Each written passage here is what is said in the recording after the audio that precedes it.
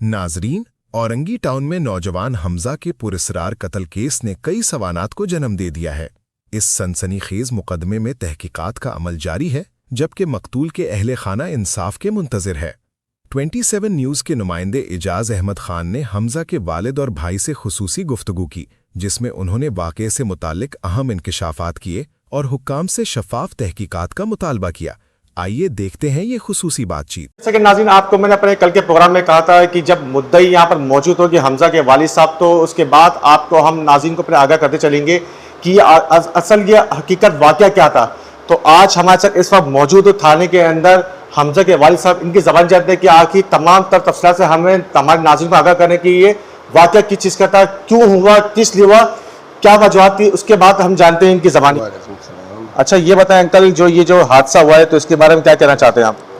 ये कत्ल हुआ जी, मेरे बेटे का मर्डर हुआ जी, कत्ल किया गया है, कभी कत्ल है जी, जिसको बोलते हैं ना कत्ल, 100%। तो जब ये वाक़या उस वक्त घर में कोई मौजूद था या नहीं था? घर में तो वो हमारे से तो अलग रहते थे सर। अच्छा जी, जब हमें इतला मिलती है सुबह 7 बजे हमारी वाइफ को, उसकी बीवी है जो दुआ है, वो इतला देती है कि ये हमजा ने फांसी ले ली है, आगे देख लो इसको। ये मेरा बेटा है, वो वालदा इसकी फ़ोन करती है, यहीं 10 नंबर पे रहता है, तीसरी उससे 2 गली आगे थी मेरी। तो ये फौरी कार्रवाई पे पहुंचता है, पहले फिर ये आगे की कहानी बताता है। अच्छा, यानी ये मौजूदगी में ये पहुंचते पहले जब कॉल आती है? जी जी। अच्छा, ये बताएं, जब आप पहुंचते हैं तो वहाँ पर आप क्या देखते हैं? जब सर मैं पहुंचता हूं, वहाँ पर पहुंचने के बाद तो गली के अंदर नीचे सिर्फ और सिर्फ 2 से 3 अफराद खड़े हुए होते हैं और दरवाज़ा खुला हुआ होता है। जैसे ही मैं ऊपर जाता हूँ तो ऊपर जाके देखता हूँ तो दुआ रुस्तम जो है वो बेड पे बैठी होती है, बिल्कुल फ्री टेंशन, ऐसे जैसे कि नाश्ता आएगा उसके लिए। जाके मैं उससे पूछता हूँ कहाँ है हमजा, तो उसने मुझे इशारे से बोला बराबर कमरे में। जब मैं कमरे का दरवाज़ा खोलता हूँ तो मेरा भाई मुझे हैंगिंग हुआ हुआ नज़र आता है। उसके दोनों हाथ बांधे हुए थे, सही है, उसके मुंह में सॉक्स दिया हुआ था, उसके जिस्म पे तशद्दुद किए हुए थे, उसको बांध के उसको मार के लटका दिया गया था। अच्छा, ये बताएं, जिस कमरे में दुआ मौजूद थी उस कमरे में बेड था या दूसरे कमरे में वो हैंगिंग था? जिस कमरे में दुआ मौजूद थी उस कमरे में पूरा बेडरूम सेट जो मेरे भाई ने भी बनाया था वो उस कमरे में थी, और जो जिस कमरे में वो हैंगिंग हुआ था वो बिल्कुल खाली कमरा था। तो आपने अपने आंखों से जाके देखा वो हैंगिंग था? मैंने बिल्कुल 100% अपनी आंखों से जाके देखा वो हैंगिंग था। तो मैंने वहाँ से चीखें मारी, चीखें मार के मैंने कोशिश करी कि कोई मेरी मदद के लिए आए। तो मैंने 2-4 चीखें मारी ना, तो फिर ऊपर से देखता हूँ तो मैं दुआ रुस्तम का एक भाई सीढ़ियों से, छत की सीढ़ियों से उतर के नीचे जीने की तरफ भाग रहा था। उसको मैंने ऐसे ही गिरवान से पकड़ के ऊपर खींचा, सही है, उसको ऊपर खींचा तो मैंने उसको 2-4 चमाट वमाट डारे मार के मैंने उसको बंद कर दिया कमरे में ही।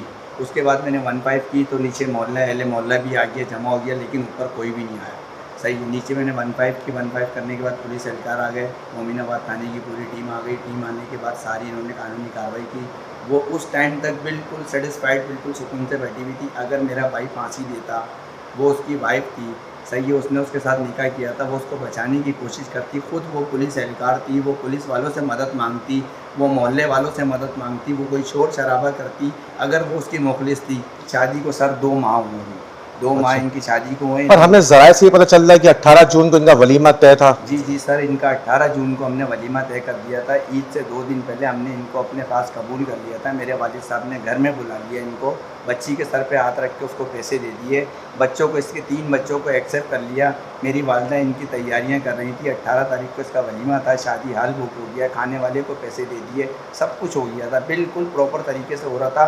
तो इससे 6 दिन पहले, आज से 6 दिन पहले फ़हद का पहला शौहर जो उसी गली के अंदर रहता है, उसकी और दुआ की थोड़ी सी, दुआ रुस्तम की थोड़ी सी नीचे अनबन हो रही थी। जब वो मेरे भाई के साथ नीचे उतरी है जाने के लिए, तो मेरे भाई ने उसको कहा कि जब मैंने तुमसे निकाह कर लिया और तुमने इससे डाइवोर्स ले लिए, तो तुम मेरे साथ चल के इसकी कंप्लेन क्यों नहीं करवाती हो? इसकी कंप्लेन करवाओ, ये तुम्हारे को क्यों टॉर्चर करता है, तुम्हें क्यों फ़ोन करता है, क्या तुम अभी भी इसके साथ कॉन्टेक्ट में हो?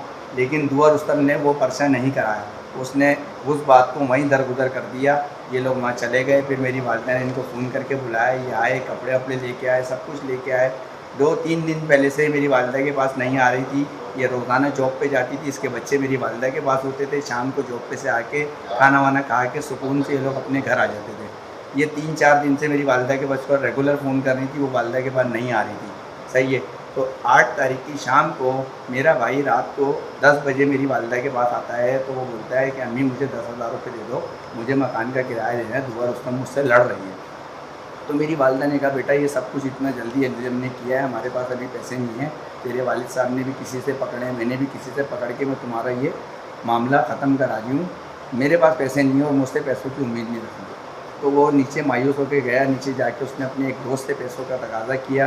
तो फिर वो ऊपर आया, ऊपर आके उसके दोस्त ने उसको फ़ोन किया कि भाई तेरे आके नीचे पैसे ले जा। उसने अम्मी को कहा अच्छा अम्मी ठीक है मैं घर जा रहा हूँ, आप परेशान नहीं होना, मेरे पैसों का बंदोबस्त हो गया, आप अपनी तैयारियाँ पूरी करो, मैं जाते हुए अहमद दर्जी को जो है अपने कोट पैंट की नाप देता हुआ जाऊँगा, आप उसको कपड़ा पहुँचा दीजिएगा। तो बस वो रात को यहाँ से गया है। जाने के बाद अम्मी ने मेरी रात को उससे फ़ोन पे बात की है, तो उसने कहा जी अम्मी मैंने खाना खा लिया है, मैं बासित के पास गया था, उसको मैं दावत दे के आया था, मैंने खाना खा लिया है और मैं अभी अपना घर में हूँ। अच्छा, ये तमाम पहलू से आपको पुलिस जो है और ये मोमिनाबाद की पुलिस आपको सपोर्ट कर रही है इस चीज़ में? सर पुलिस वाले हमें सपोर्ट कर रहे हैं, ऐसी बात नहीं है कि नहीं सपोर्ट कर रहे हैं। देखिए जो सच होता है ना वो सच ही होता है। तो आपका क्या मुतालबा है, हमसे क्या मुतालबा करना चाहते हैं? बस हमारा मुतालबा यही है, जब मैं उस टाइम पे गया हूँ तो 110% मेरा भाई है फांसी की सज़ा अपने आप को नहीं दे सकता, वो बुज़दिल नहीं था। और अगर वो अपने आप को फांसी की सज़ा देता तो जिस एंगल से उसके हाथ बांधे हुए हैं वो हाथ अपने ऊपर नहीं कर सकता, या तो वो अपने हाथ बांध ले या फिर वो अपने उन्हीं हाथों से अपने गले में फंदा डाल ले। और कोई भी शख्स अपने मुंह में जूते वाला सॉक्स नहीं उठा के फंसाएगा, और कोई भी शख्स अपने जिस्म के ऊपर तशद्दुद नहीं करेगा। सही है, ये 110% कत्ल किया गया है और ये एक बंदे का काम नहीं है, 3 से 4 बंदे का काम है। सबसे पहले दुआ रुस्तम, उसकी अपनी वाइफ, उसका पहला शौहर फहद और उसका भाई जिसको मैंने हैंड टू हैंड उसके घर में पकड़ा, और एक कज़न इनका और है, उसका मुझे नाम नहीं पता क्योंकि हमारी तो अभी इनसे नई नई रिश्तेदारी जुड़ी थी, हमें इनके भाइयों का नाम नहीं पता। जी बिल्कुल नाज़रीन, जैसा कि आपने इनकी ज़बानी सुनी, ये इनके भाई हमज़ा के और ये वालिद साहब थे जो बाकायदा 27 न्यूज़ को तफसील बाकायदा पर इंटरव्यू दे रहे थे, और इनका यही कहना है कि हमज़ा ने खुदकुशी नहीं की, इसको बाकायदा कत्ल किया गया है क्योंकि हमज़ा की जो बीवी है दुआ, उसका जो पहला शौहर है फहद और उसके भाई को बाकायदा इन्होंने रहन रहन पकड़ा था, और बाकायदा पुलिस को 15 को इतला करके पुलिस वहाँ मौजूदगी में आ गई थी। दुआ भी गिरफ्तार हो चुकी है, भाई जो अभी तक थाने में मौजूद है पर अभी नहीं पता, पर ये पुलिस के इस तमाम कारनामे से और बिल्कुल इस चीज़ से बिल्कुल मुतमईन नज़र है क्योंकि SHO मोमिनाबाद शहबाज यूसुफ की एक बेहतरीन कार्रवाई है जो मौके पर ऑन द स्पॉट पहुँच कर इन मुलजिमान को गिरफ्तार कर चुके हैं। बाकायदा इनका जो मुतालबा ये है कि हमें जो है इंसाफ मिलना चाहिए और हमें मुलजिमान को कैफे किरदार तक पहुँचाया जाए। कैमरामैन टीम के साथ एजाज अहमद खान, 27 न्यूज़, कराची।